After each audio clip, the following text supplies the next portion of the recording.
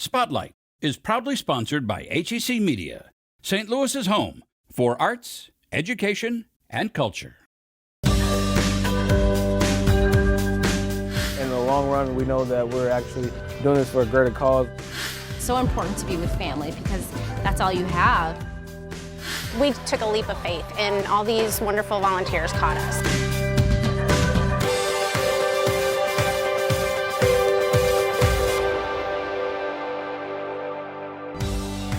Today on Spotlight, it's our Thanksgiving episode, so it's all about food. First up, a way to give to those in need. Plus, family food traditions with Didi Mao Vietnamese Eatery. And then you'll meet the pickle lady who serves tasty pickles with an attitude. But first, she's called the cookie lady, and she teaches the art of baking. It's Sunday, and you're watching the multiple Emmy Award-winning Spotlight. On the lower level of the prestigious Tony's restaurant in Clayton, Helen Fletcher is happily baking brown butter tarts. There are days when she may start making her handmade treats as early as 3 a.m.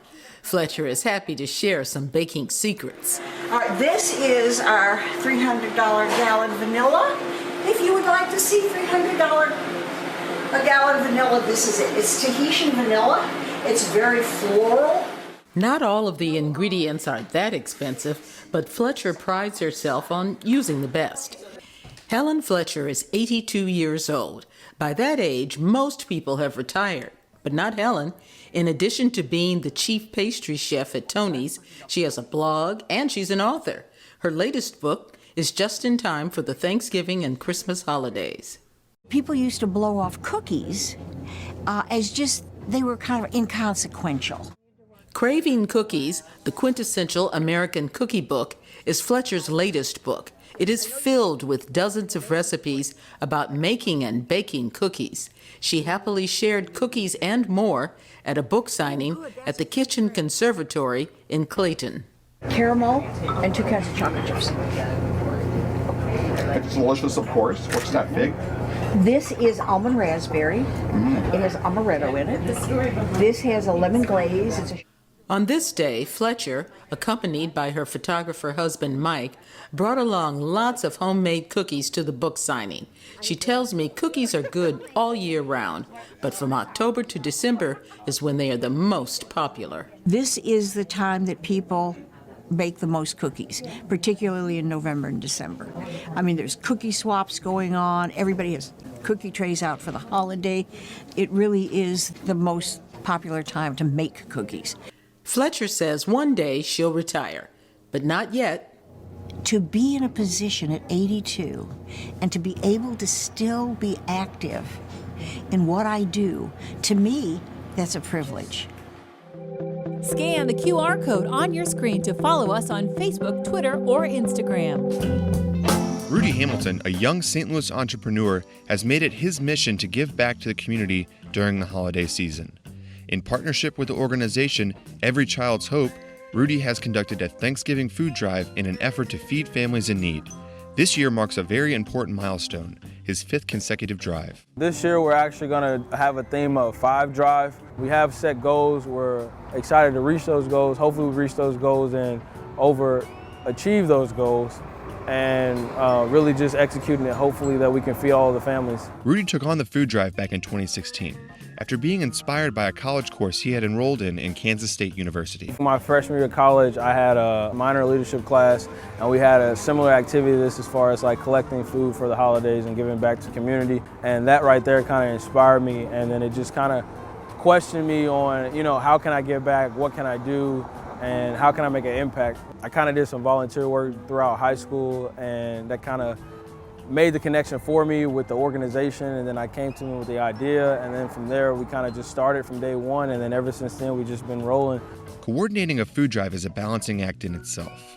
Finding storage space for food, assigning jobs for volunteers, and establishing working partnerships with local grocery stores are just a few of the items that Rudy had on his plate at one time. During COVID, it was a day-to-day thing to where we didn't know what tomorrow was going to be like or how long we're going to be on quarantine. You know, the volunteers came up, they showed out, as well as the amount of food we collected and raised during the pandemic. So we kind of did like a contactless food drive last year because of the pandemic. And with that, you know, it was very difficult giving back, but I mean, like I said, we still made it happen. Last year, Rudy was able to feed 65 families. We've been expanding every year. We actually kind of been over-exceeding our space every year. But this year we are partnering with a local church that are actually helping us out and giving back by the name of Calvary. You know, we're looking to over-exceed that space as well. Filling up the church basement represents a lot for Rudy. He sees that there is a greater need for community service, but also hears that the community is committed to providing their assistance and helping execute his vision. I would definitely say it is needed, not even just within the pandemic. I definitely sometimes am surprised just to see how many people are willing to help out or donate or interested. Sometimes it can get overwhelming, but I mean, in the long run, we know that we're actually doing this for a greater cause. We're helping out people and, you know what I'm saying, making sure people have a meal for like the holidays. The 5 Drive Food Drive will be taking place at the United Provisions located in the Del Mar Loop. Food donations can also be dropped off at 2501 Heartland Avenue, Overland, Missouri.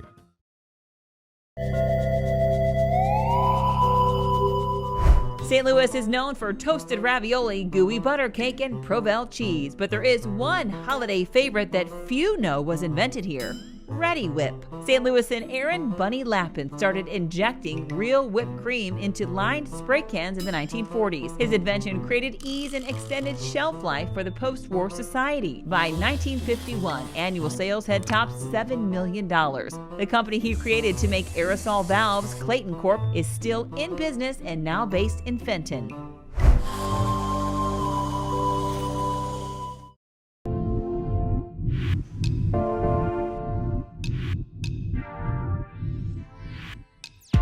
Hi, my name is Julie Trung. I am the owner of Didi Mao Vietnamese Eatery.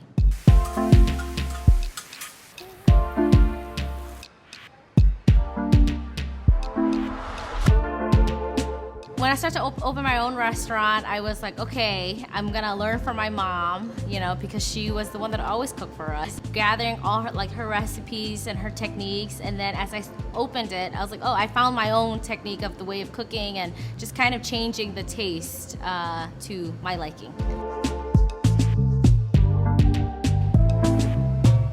Didi Mao means on the go to go quickly in Vietnamese. Growing up, my parents, they owned a chop suey in Baden and a little convenience store. We all just kind of went into the industry because, coming from Vietnam, they were like, okay, what could we do? The passion of cooking led on to the kids because this is how our families get together. This is what we enjoy. We enjoyed cooking and hosting people and spreading the food to our loved ones. We traditionally would always eat Vietnamese food. Vietnamese food was one thing that, like a bowl of pho or a bowl of bông bò huế was something, that we would always get on the weekends. We'll have all of American Thanksgiving food, and then we'll have our Vietnamese things like Vietnamese food, and then some Chinese food, and a little bit of everything. We have it at our banquet, my aunt's banquet hall in Michigan. It's like a Chinese wedding. You have rounds and rounds and rounds of tables. Spending that time bonding with everyone and just catching up. And it's important, so important to be with family because that's all you have. Why cooking with love is so important. Later on Spotlight. My name is Aliska Walker. I am the owner of Aliska Amazing Affirmations, is the overarching of my company. Doing business as Aliska Amazing Pickles. And now I have Aliska Amazing Pickle Cafe. Aliska Amazing Pickles is a unique product of pickles, flavored pickles of all types, specialty pickles, gourmet pickles that you can't find anywhere else. I have Miss Hilarious Hickory Sweet Hot Bacon Pickles. So I have a jar of pickles that have bacon inside of them. I make pickle cupcakes as well as relish. And I take certain flavors of my pickles and I infuse them into air fried foods. So I have chicken, spaghetti, I have a pickle potato soup, pickle cornbread. I have about 40 flavors of pickles and 10 relishes. I create the different flavors by thinking of a woman. So each name represents the persona of a woman. And the reason why I did that is because I know as a woman I wear many hats. And so from that name, I took the certain flavors, and that's how I came up with the specific flavor to kind of match the actual name. So a pickle party is when you come in, you get a bag of pickles that already has been through the fermentation process. You get to choose from a buffet of spices and you create your own personality pickles. So you take those certain spices and you create your own flavor. We play blindfold pickle, where you have to draw a pickle in a mason jar that's on the wall while being blindfolded. Pickles have always been my favorite. As a kid, I used to take the candy cane and Jolly Ranchers and put them inside of my pickles and eat them, and that's all I ate. I would eat them in the morning. It didn't matter. Every time you saw me, I had a pickle in my hand. I use pickles in all my recipes, and I focused on it is because I love pickles, for one. For two, I used it as an icebreaker game for my first grade students in my classroom. I like to inspire others, as well as I like to see the light bulb go off in a child's head. On the first day of school, I bought them mason jars and I bought them pickles. I allowed them to cut the pickles up. They created their own recipe, and at that time we were just making like Kool-Aid pickles, but they had to create a marketing plan. They had to write about it. We did a research about pickles, and my students had to do a presentation. So the whole point of me creating pickles and focus on pickles to get kids up out of their seat and get them over the jitters of the first day of school. That was my first experience with that, and from there I kind of just said, I could start my own business because I like pickles. And so from there I just kind of build on adding pickles into different things to make them unique. And I looked at the market. There's nothing out here like that. What I enjoy most about doing what I do is spreading the love through my pickles with unique flavors, by putting together unique flavors and having people come back to me and say, I love your pickles.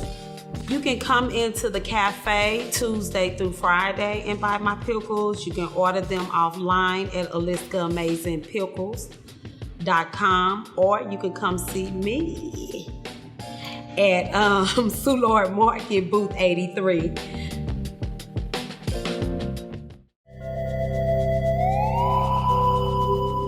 Just 15 miles from downtown Collinsville, Illinois is well known for one food. No, it's not ketchup, it's horseradish. The Metro East grows 60% of the world's supply, outputting 10 to 12 million pounds of horseradish a year. The first weekend of each June, this root vegetable is celebrated at the International Horseradish Festival with food, music, and root tossing.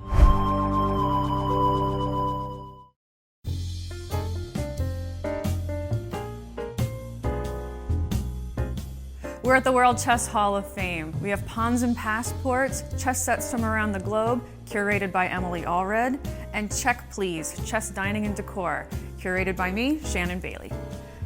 When we were looking at our permanent collection, we noticed we had some really fun chess items that dealt with food and drink. So when I was curating the show, I kind of pulled them all out and I realized that they kind of fell into 4 big categories: diner, home, fine dining, and bar. And so we created 4 individual environments showcasing the items and how they would fit in with those. I wanted something to be really fun, light, and easy. So you kind of get to come in and walk around the spaces.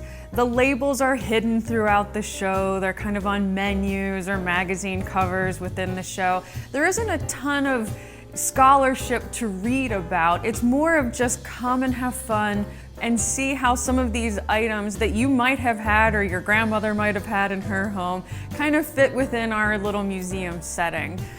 We've had a lot of visitors come through. Some of them have gotten really emotional because it reminded them of specific things from their past. So Check Please Chess Dining and Decor, our second floor exhibition, shows how you find chess in the most unexpected places. In Pawns and Passports, we show how chess is part of people's daily lives. There are sets that people would play with, but there are also sets that are beautiful works of art. So chess inspires artists around the world as well as players. So a number of the sets in this show were created by different artisans in the places where they lived, either kind of like as tourist art, but also as beautiful artistic expressions.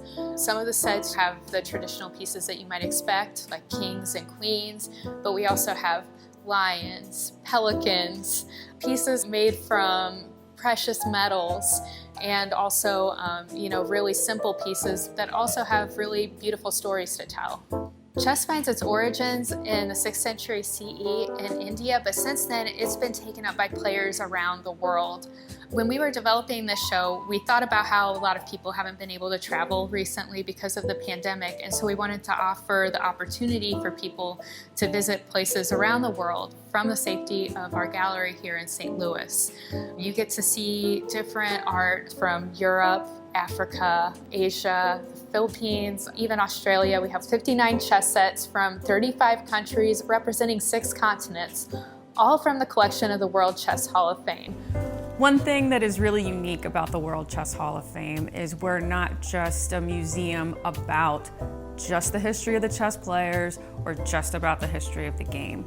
We look at the cultural and artistic aspects of the entire game. We try to make our shows accessible to people, whether they're grandmasters or beginner players. And so I think that when people come away from Check Please in Pawns and Passports, I'd really like them to think about these chess sets as beautiful tiny sculptures, little works of art. You can come down to the Central West End and see these shows in person. You can also see them online. Both of these exhibits will be on view through January 30th, 2022.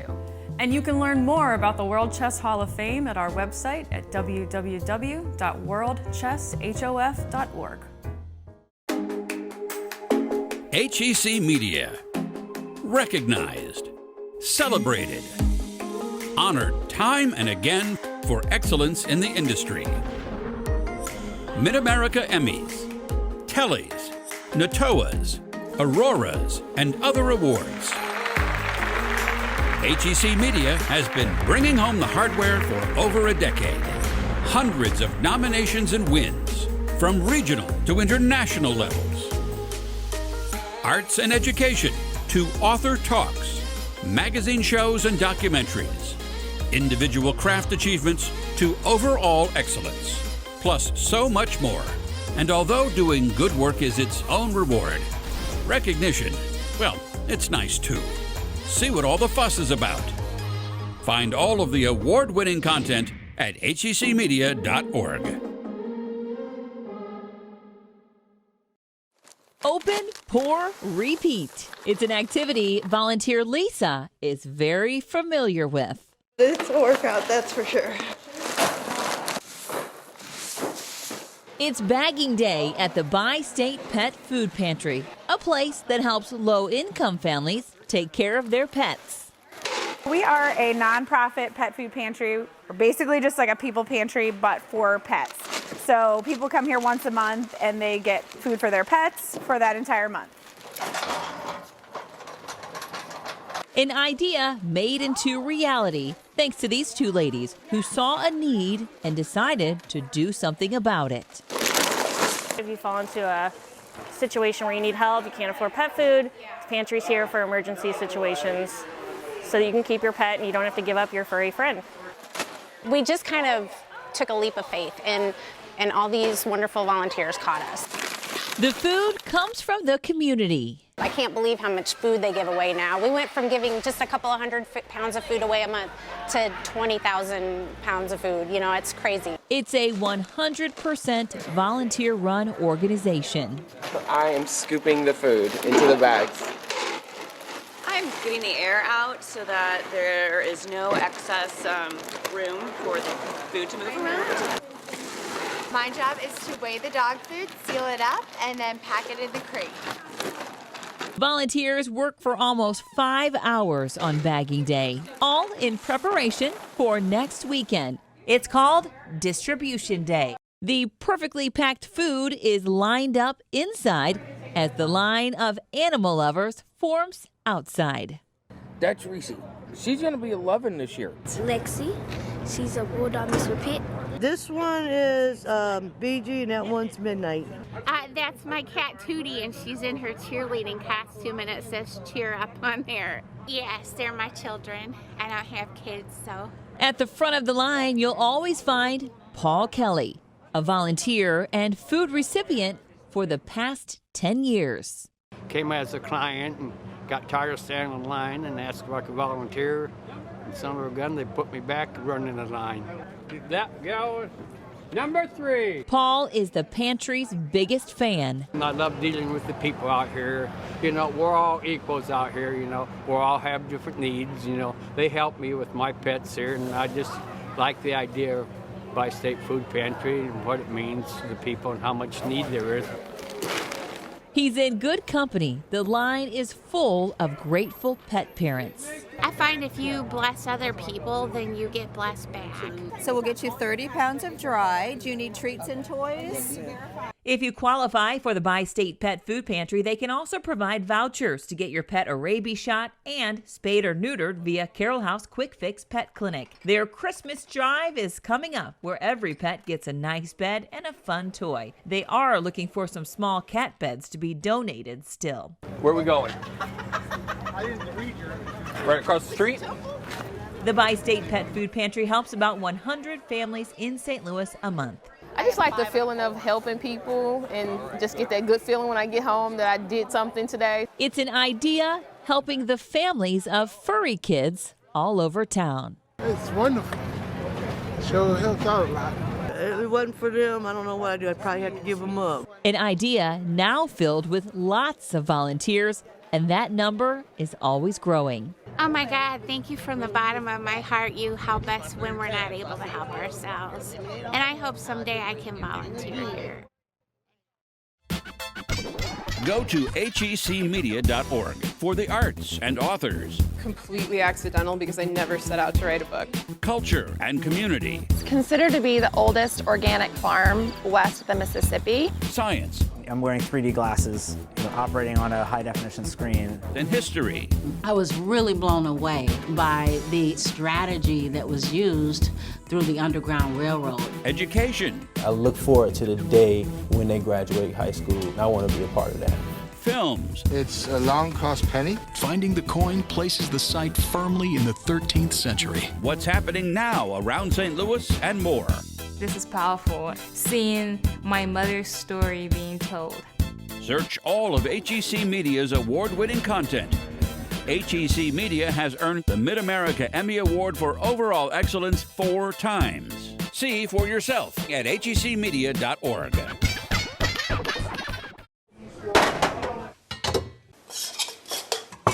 These pots are banging for a very good reason. We bag revolutionary pots. The revolution is love, and love always wins. Meet Mama Cat, activist and pot banger from way back. My mother was a cook. I lived in a tenement in the Bronx. I could look up at the window, and the windows were fogged up. And when you go inside the door, you can hear them pots banging and clanging. So I said, I want to be a pot banger when I was a kid, specifically for the family. And that is just what she has become. Today, Mama Cat and her team of volunteers feed the hungry on the streets of St. Louis. Potbangerz is a registered 501c3. We are a nonprofit organization. We provide care, comfort, and nourishment. We cook 150 meals each Thursday. We aid families that don't have enough to make it through. We partner with a lot of different awesome community groups, and that help get people off the street into housing. So, you know, we try to fill in gaps. That's our role in life, is to fill in gaps. It all began during the Ferguson Uprising. I met Mama Cat during the Ferguson Uprising because she showed up after a really rough night when police had been tear gassing people, and it was 3 o'clock in the morning and everything else was closed and people were hungry. And she showed up and she popped open her trunk and she had like a full tray of fish and a full tray of chicken. And I think she's just a really incredible person who like inspires community and brings people together as part of building something a lot bigger than one person. Mama Cat believes that food is love. You know, when you break bread, you break down walls. If they have a chance to talk, everybody has a story, and it's quite amazing. We have to remember that these are our mothers and fathers, our brothers and sisters. These are our children. I don't feed the homeless. I go out and I fellowship with my unhoused family. I want them to know that we love them. When I go out on the street, I get hugs, I get love, and you know what? That do more for me probably than it do for them. Of course, she could not do this alone. I have a crew that come from every walk of life, every background. You got black, white, brown, you got straight, gay, and trans. You see Corrine down there, she's 82 years old, and then we have the young ones. They are the spirit. In the face of lots of hostilities that the unhoused people face, like, we can do something to show a little bit of kindness. For Mama Cat, her own history is a big part of why she does what she does. Back in 1989, I was in San Diego, California, and I had 3 children. I had one situation and we ended up homeless. And I know what it's like for people to look over you like you don't matter, like you don't belong. When you are one who have the least among everybody, people tend to overlook your humanity. And I said, if I ever got in a position where I can be a help, that's what I'm gonna do. You don't have to have a lot to make a difference in somebody's life. For me to know somebody had a full belly, that's a joyful moment for me. If they don't have a place to lay their head and I can be that difference that get them on their road to being housed, that's wonderful. So I have so many, I'm so grateful for so much. Boundless energy and her affection for humanity is what keeps Mama Cat doing what she does. When we can say that we help people find their way back to homes, when they're not hungry, once we done all that, we can say mission accomplished. Mama Cat is expanding her reach to Jacksonville, Florida, where she plans to help their large unhoused veteran population. Her Potbangerz team will continue their mission to feed the unhoused here in St. Louis. They have also recently opened an inclusive transitional house offering job training and life skills for all women. Next week, building parks in unused spaces. Plus, from violin lessons to singing opera, a website connecting kids to the arts. Thanks for watching Spotlight. Join us next Sunday at 9:30 a.m. on KPLR 11.